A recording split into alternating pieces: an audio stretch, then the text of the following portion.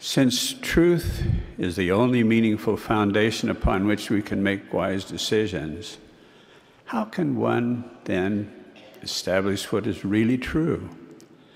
Increasingly more people are finding that making wise decisions is becoming more and more difficult because of the ultra-interconnected world in which we live. Constantly forced into our consciousness is an incessant barrage of counsel, advice, and promotions. It's done by a bewildering array of media, internet, and other means. On a given subject, we can receive multiple, strongly delivered, carefully crafted messages with solutions. But often, two of these solutions can be diametrically opposed. No wonder some are confused and are not sure how to make the right decisions. To further complicate matters, others try to persuade us that our decisions must be socially acceptable and politically correct. Some pondering of that approach will reveal how wrong it is, since social and political structures differ widely over the world and can dramatically change with time. The folly of using that message of making choices is apparent. There are two ways to find truth, both useful, provided we follow the laws upon which they are predicated. The first is the scientific method. It can require analysis of data to confirm a theory, or alternatively establish a valid principle through experimentation. The scientific method is a valuable way of seeking truth. However, it has two limitations. First, we never can be sure we've identified absolute truth, though we often draw nearer and nearer to it. Second, sometimes, no matter how earnestly we apply the method, we can get the wrong answer. The best way of finding truth is simply go to the origin of all truth and ask, or respond to inspiration. For success, two ingredients are essential. First, unwavering faith in the source of all truth.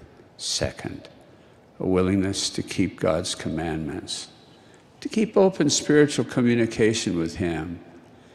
Elder Robert D. Hales has just spoken to us about that personal revelation and how to obtain it. What have we learned from the scientific approach to discovering truth? An example will illustrate. Try as I might, I am not able, even in the smallest degree, to comprehend the extent, depth, and stunning grandeur of what our Holy Father, Elohim, has permitted to be revealed by the scientific method. If we were capable of moving outward into space, we'd first see our Earth as the astronauts. Farther out, we would have a grandstand view of the sun and its orbiting planets. They would appear as a small circle of objects within an enormous panorama of glittering stars. Were we to continue the outward journey, we'd have a celestial view of our Milky Way spiral with over 100 billion stars rotating in a circular path, their orbits controlled by gravity around a concentrated central region. Beyond that, we could look towards a group of galaxies called the Virgo cluster that some feel includes our Milky Way, estimated to be about 50 million light years away. Beyond that, we'd encounter galaxies 10 billion light years away that the Hubble telescope has photographed. The dizzying enormity of that distance is suggested by noting that light travels 700 million miles an hour. Even from this extraordinary perspective, there would not be the slightest evidence of approaching any limit to God the Father's creations. as awe-inspiring as this incredible view of the heavens would present, there's another consideration equally capable of confirming the unfathomable capacities of our Father in heaven. Were we to move in the opposite direction, to explore the structure of matter, we could get a close-up view of the double helix molecule of DNA. That is the extraordinarily self-duplicating molecular structure that controls the makeup of our physical body. Further exploration would bring us to the level of an atom with its protons, neutrons, and electrons that we've heard about. Were we able to penetrate further into the mysteries of the most fundamental makeup of creation, we come to the limit of our current understanding. In the last 70 years, much has been learned about the structure of matter. A standard model for fundamental particles and interactions has been developed.